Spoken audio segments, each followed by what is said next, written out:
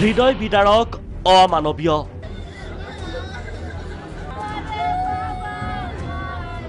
জীৱশ্ৰেষ্ঠ মানৱৰ পশুসুলভ কাণ্ডত সংঘটিত হৈছে মোকালমোৱাৰ মেৰুৱাতাৰী গাঁৱত ঘৰৰ বেৰত বৈদ্যুতিক তাঁৰ সংযোগ কৰি হত্যা 6 বছৰীয়া শিশুক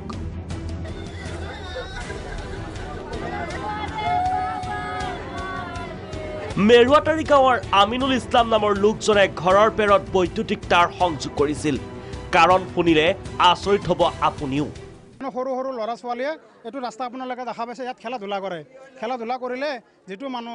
যিটো ল'ৰা মৰিলে আজি তেখেতৰ দেউতাকে আমাক জনাব দিলে যে তেওঁৰ বোলে ল'ৰা ছোৱালীবিলাকে ঘৰবিলাক ভাঙে সেইকাৰণে সি কি কৰিছে এটা অমানৱীয় কাণ্ড সি ঘটনা এটা কৰিছে সি কি কৰিছে ঘৰৰ লগত সি এটা গুণা এটা দীঘলকৈ লগাই থৈছে সেই গুণাৰ সি কি কৰিছে বৰ্ডৰ লগত কানেকশ্যনটো সি জানি শুনি কিনে দিছে যাতে ল'ৰা ছোৱালী যদি ভৱিষ্যতে ইয়াত হয় ল'ৰাজনৰ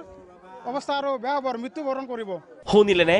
আমিনুলৰ বাসগৃহৰ বেৰত স্থানীয় শিশুবোৰে খেলিছিল খেল ধেমালি তাৰ উপদ্ৰৱৰ পৰা পৰিত্ৰাণৰ বাবে আমিনুল ইছলামৰ দ্বাৰা এই অমানৱীয় কাণ্ড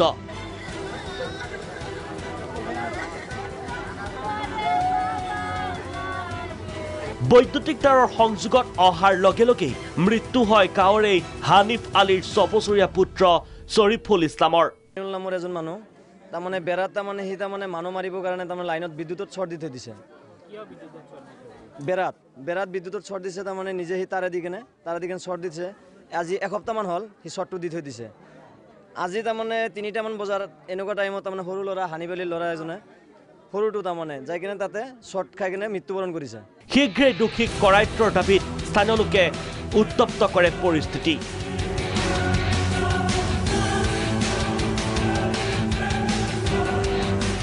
মোকালমোৱাৰ পৰা আলাউদ্দিন শ্বাহৰ ৰিপৰ্ট প্ৰাগ নিউজ